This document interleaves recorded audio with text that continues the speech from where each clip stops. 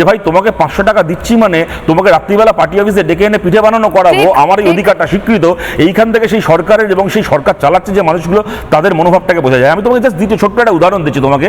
এই যে 10 তারিখ ওরা ব্রিগেডে একটা সভা করবে, ওদের দাবিটা কি, বক্তব্যটা কি, যে রাজ্যের লাখ লাখ মানুষ খেটে খাওয়া মানুষ, তারা কাজ করেছেন, 100 দিনের কাজের টাকা তাদেরকে কেন্দ্রের সরকার দিচ্ছে না। এই দাবিতে ওরা এর আগেও মিটিং মিছিল করেছে, সব কিছু করেছে।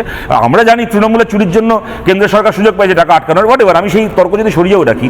আচ্ছা বলো তো, 2 বছর ধরে বাংলার 100 দিনের শ্রমিকরা টাকা পাচ্ছেন না, সেইটাকে নিয়ে সুপ্রিম কোর্টে গিয়ে একটা মামলা করছেন না, অথচ এই সরকার শাহজাহানের মতো এইরকম একটা ক্রিমিনাল, তাকে বাঁচানোর জন্য হাইকোর্টে মামলা করছেন।